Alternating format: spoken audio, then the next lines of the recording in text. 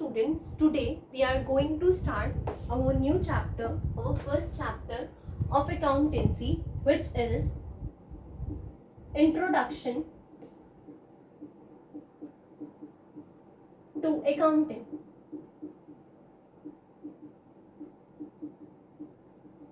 So in this chapter, Introduction to Accounting, हम बिल्कुल base से स्टार्ट करते हैं कि अकाउंटिंग होता क्या है।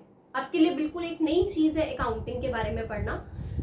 आपको इतना अकाउंटिंग को छोड़ते हैं, बिजनेस पे आते हैं। सो बिजनेस क्या होता है? अगर हम बहुत ही एक छोटे बिजनेस से स्टार्ट करें, मान लो आपकी घर के पास कोई शॉप है, वो एक शॉपकीपर अपना बिजनेस चला रहे हैं, running a very small business, जिसे क्या होता है कि दिन की बहुत सारी उसके पास ट्रांजेक्शन्स होती हैं। ट्रांजेक्शन्स हम किसे बोलते हैं कि जो भी उसके बिजनेस में एक्टिविटीज हो रही हैं, वो कुछ चीजें कहीं से खरीद रहा है, कहीं पर वो कुछ चीजें जाकर बेच रहा है, तो इस तरह की डिफरेंट एक्टिविटीज होती हैं। तो कुछ बिजनेसमैन जो है, जो पैसा इन्वेस्ट करते हैं बिजनेस में, वो ये भी जानना चाहते हैं कि उनको उनके बिजनेसेस में प्रॉफिट हो रहे हैं या लॉसेस हो रहे हैं। तो इसके लिए प्रॉफिट और लॉस जानने के लिए, जितना पैसा उसने बिजनेस में लगाया था उससे वो पैसा कुछ बढ़ा है या उससे वो पैसा कम हुआ है, उसे उस शॉप को चलाने का कुछ फायदा भी हो रहा है या नहीं हो रहा, या उसका पैसा बढ़ रहा है या और पैसा लगते जा रहा है, बाहर से वो पैसा बोरो कर करके अपने बिजनेस में और लगा रहा है, एज सच कोई इनकम हो रही है या नहीं हो रही,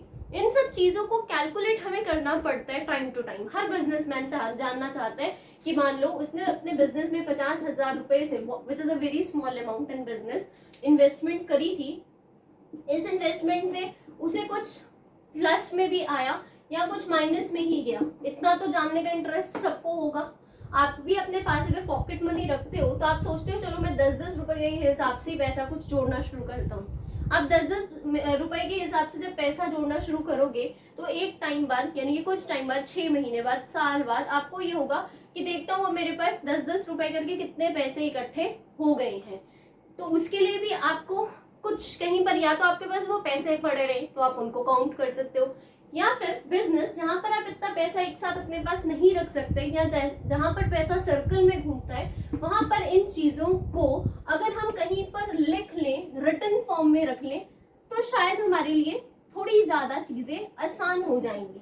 बिकॉज इतनी सब चीजों को दिमाग में याद रखना, चाहे बिजनेस बड़ा हो चाहे बिजनेस छोटा हो, बट इतनी सारी ट्रांजेक्शन्स और इवेंट्स जो कुछ भी एक बिजनेस में हो रहा है, इन सब चीजों को रिकॉल करना is not an easy task for everyone. So इसीलिए ये चीज जरूरी होती है कि आप इन चीजों को एक रिटन फॉर्म में अपने पास कहीं ना कहीं रिकॉर्ड कर लो। इस रिकॉर्ड से क्या होता है कि जब भी आपको मन हो कि देखने का कि मुझे कुछ फायदा हुआ है या कुछ नुकसान हुआ है, तो आप इस रिकॉर्ड की हेल्प से उसे क्या कर सकते हो, उस फायदे और नुकसान को कैलकुलेट कर सकते हो।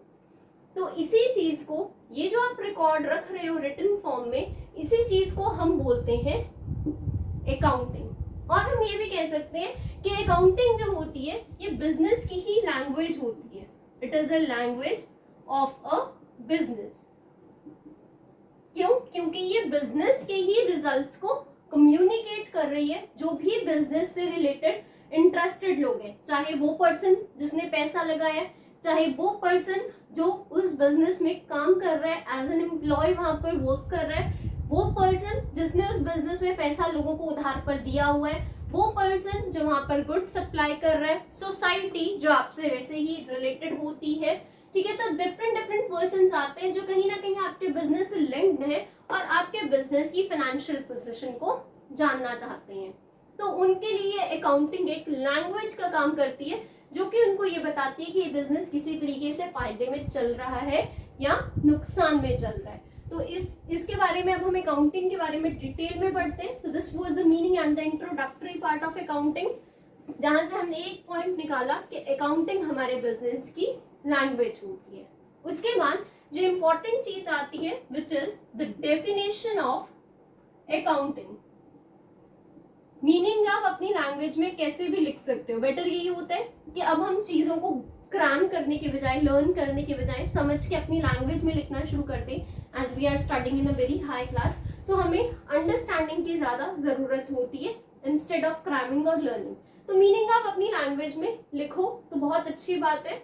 जैसे आपने समझा है वैसे ही आप अपनी लैंग्वेज में उसे लिखो तो आपके लिए बेटर है। बट डेफिनेशन जैसे आपको दी जाती है आपको वैसे ही लिखनी होती है, बिकॉज डेफिनेशंस क्या होती हैं, डेफिनेशंस जो आपको कोई ऑथर्स कोई इंस्टीट्यूट्स दे रहे हैं उनको आप कॉमा इन्वर्टेड कॉमर्स भी उनके आप चेंज नहीं कर सकते हो, जैसे आपको दिया हुआ है आपको सिंपली वैसे उस डेफिनेशन को लिखना है।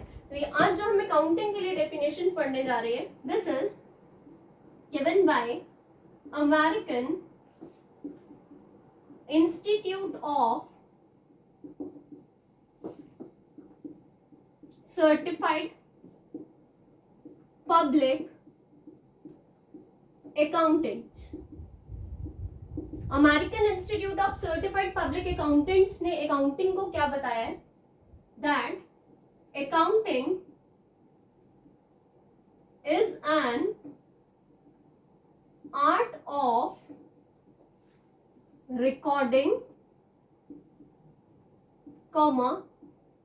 classifying,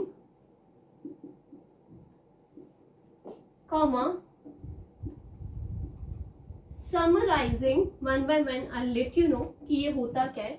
Accounting is an art of recording, classifying and summarizing in a significant manner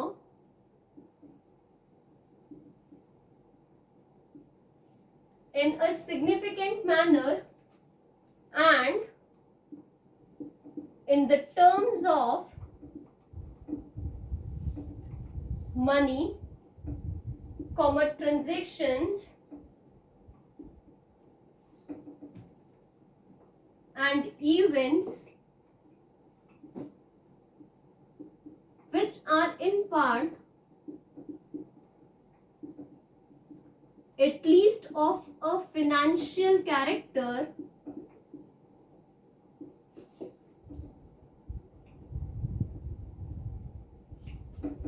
and interpretation of the results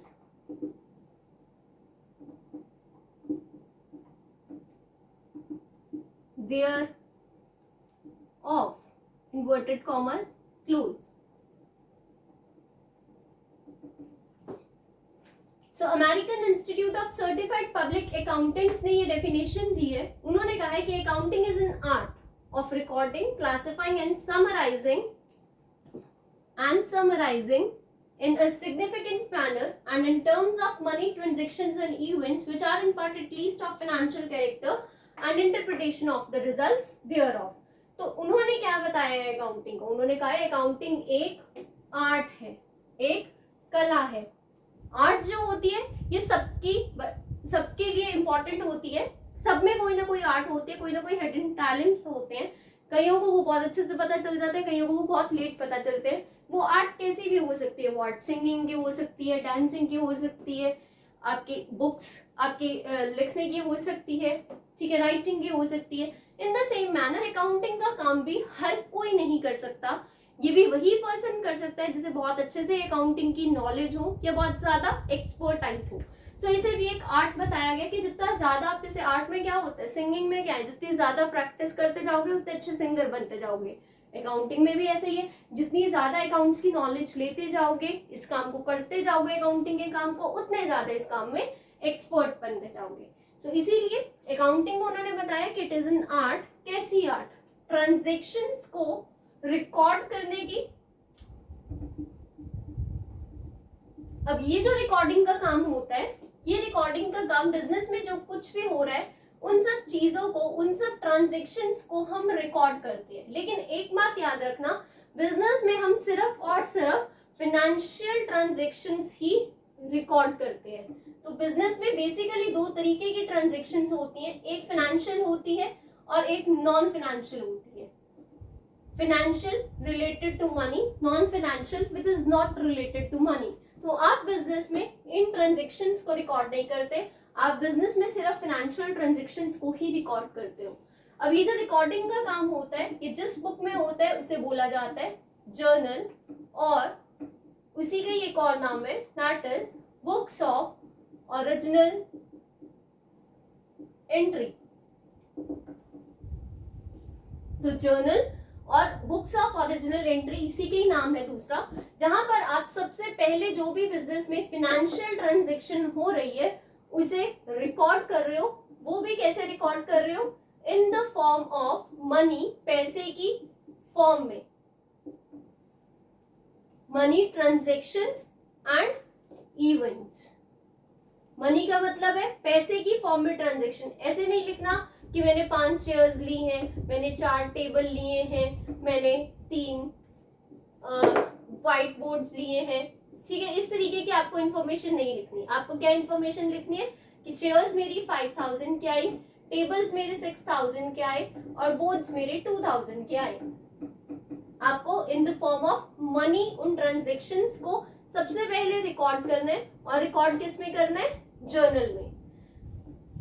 is an art of recording. Recording के बाद हम नेक्स्ट आता है क्लासिफाइंग। अब ये क्लासिफाइंग क्या होता है, क्लासिफाइंग में हम क्या करते हैं कि एक नेचर की ट्रांजेक्शन्स को एक अकाउंट में डाल देते हैं, दूसरे नेचर की ट्रांजेक्शन्स को दूसरे, मतलब जितनी भी ट्रांजेक्शन्स बिजनेस में हो रही है उनको हम डिफरेंट डिफरेंट पार्ट्स पे डिवाइड कर लेते हैं। सेम नेचर का एक पार्ट बना लेते हैं, सेम नेचर का एक पार्ट बना लेते हैं, सेम नेचर का एक पार्ट। इस तरीके से आप ग्रुपिंग कर लेते हो ट्रांजेक्शन्स की। ये जो ग्रुपिंग होती है या ये जो क्लासिफिकेशन होती है, इसको आप रिकॉर्ड करते हो, जो एक सेकेंड बुक बनती है which is known as ledger. तो ट्रांजेक्शन्स को जर्नल में रिकॉर्ड करने के बाद आप जर्नल से उस ट्रांजेक्शन्स को पोस्ट कर देते हो लेजर में। जैसे सैलरी से रिलेटेड सारी ट्रांजेक्शन्स सैलरी अकाउंट में, परचेज से रिलेटेड सारी ट्रांजेक्शन्स परचेज अकाउंट में, एक्सपेंसेस सारे एक्सपेंसेस अकाउंट में। इस तरीके से हम सारी ट्रांजेक्शन्स को यहाँ पर क्लासिफाई कर लेते हैं, यानी कि ग्रुपिंग कर लेते हैं और पोस्टिंग कर देते हैं उनकी नेक्स्ट बुक में लेजर। उसके बाद नेक्स्ट आता है आपका समराइजिंग। समराइजिंग क्या होता है कि जैसे हम इंग्लिश में बहुत पूरे एक बड़े चैप्टर को पढ़ते हैं, उस चैप्टर की हम एक ब्रीफ ले लेते हैं, जिसे हम बोलते हैं कि ये इस चैप्टर की समरी है। तो जब हमारे पास बहुत सारी ट्रांजेक्शन जर्नल में हुई, उनको हमने डिफरेंट इतने सारे ग्रुप्स में डिवाइड कर लिया, उसके बाद हम एक ब्रीफ बनाते हैं, उस ब्रीफ को हम बोलते हैं समराइजिंग। और इस समराइजिंग के लिए जो हम प्रिपेयर करते हैं, that is your trial balance. Trial balance में हम क्या करते हैं, बिल्कुल शॉर्ट, यहाँ लेजर से एक डेबिट बैलेंसेस ले लेते हैं और कुछ क्रेडिट बैलेंसेस ले लेते हैं और इनका टोटल हम यहाँ पर कर देते हैं। बात ये होती है कि इनका टोटल इक्वल आना चाहिए। अगर इनका टोटल इक्वल है तो अब तक के जितनी भी बुक्स आपने बनाई है, दैट मीन्स वो करेक्ट है, उनमें एज सच कोई मिस्टेक नहीं है। तो ये आपके अकाउंट्स की ट्रायल बैलेंस जो होता है, अर्थमेटिकल एक्यूरेसी को एक्सप्लेन करता है कि आपने जो अकाउंट्स बनाए हैं वो अर्थमेटिकली कितने ज्यादा एक्यूरेट है। ये डेफिनेशन के साथ साथ मैं आपको फीचर्स भी बताती जा रही हूँ। तो अर्थमेटिकल एक्यूरेसी के बारे में आपको बताता है। साथ के साथ समराइजिंग में हम ट्रायल बैलेंस के साथ कुछ फाइनेंशियल स्टेटमेंट्स प्रिपेयर करते हैं। ये फाइनेंशियल स्टेटमेंट्स आपके बिजनेस की बहुत इंपॉर्टेंट होती है, बिकॉज यहाँ से आप एक्चुअल प्रॉफिट और लॉस को फाइंड आउट करते हो at the end of the year. आपकी 3 इंपॉर्टेंट स्टेटमेंट्स बनती हैं। एक आपका बनता है ट्रेडिंग अकाउंट, एक आपका बनता है प्रॉफिट एंड लॉस अकाउंट, और एक आपकी आती है बिजनेस की बैलेंस शीट। सो ये जो ट्रेडिंग अकाउंट होता है, ये आपके बिजनेस का ग्रॉस प्रॉफिट और ग्रॉस लॉस आपको बताता है।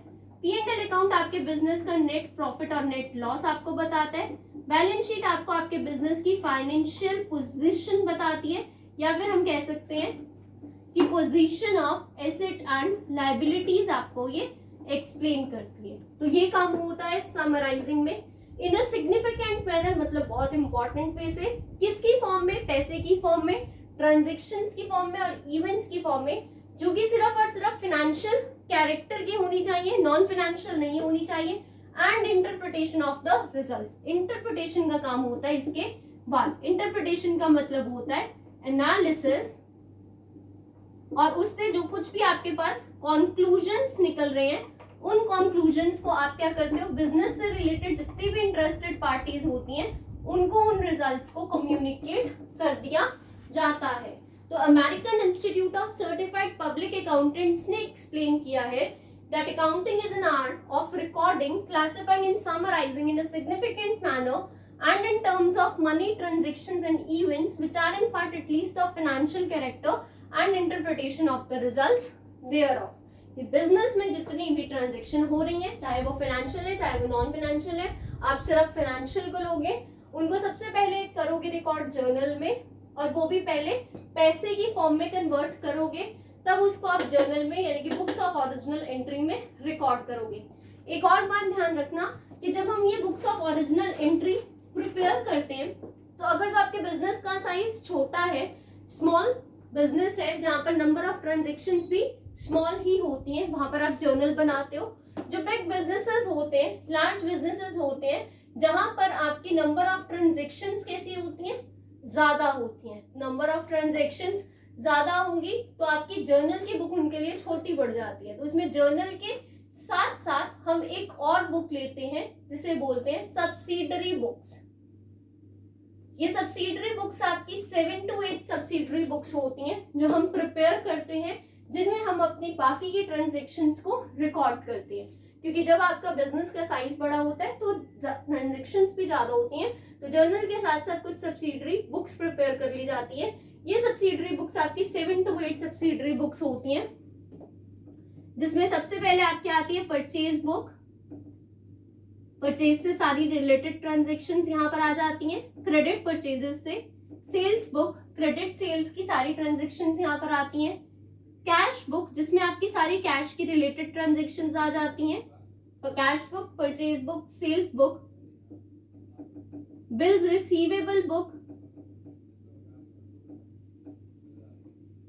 बिल्स पेबल बुक,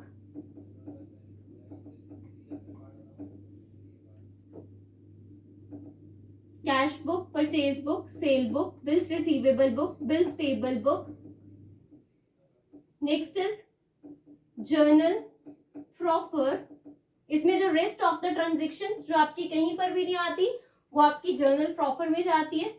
फिर जैसे ये परचेज बुक बना था, ऐसी एक बुक बनती है परचेज रिटर्न बुक की। कुछ परचेजेस जो आपकी वापस हो चुकी हैं वो आपकी परचेज रिटर्न बुक में उन ट्रांजेक्शन्स को रिकॉर्ड करते हैं, और कुछ सेल्स जो आपकी वापस हो चुकी हैं वो होती है सेल्स रिटर्न, उन्हें सेल्स रिटर्न बुक में रिकॉर्ड किया जाता है। तो ये 7 to 8 आपकी सब्सिडरी बुक्स इन सब चीजों के साथ साथ प्रिपेयर होती है। So this is the overview of the chapter. एक सिंगल डेफिनेशन में आपके पास मीनिंग भी क्लियर हो रहा है, डेफिनेशन भी क्लियर हो रही है, और ये आपके फीचर के पॉइंट्स भी क्लियर हो रहे हैं। तो जब हम सब्सिडरी बुक्स बना लेते हैं, जर्नल बुक बना लेते हैं, उसके बाद हम उन्हीं ट्रांजेक्शन्स को क्लासिफाई करते हैं, यानी कि लेजर में उनकी पोस्टिंग करते हैं, जहां पर हम ग्रुपिंग कर देते हैं ट्रांजेक्शन्स की, लेजर में उन ट्रांजेक्शन्स को पोस्ट कर देते हैं। समरी बनाते हैं जहां पर हम ट्रायल बैलेंस प्रिपेयर करते हैं, डेबिट क्रेडिट बैलेंसेस लिखकर अर्थमेटिकल एक्यूरेसी को चेक किया जाता है अकाउंट्स की।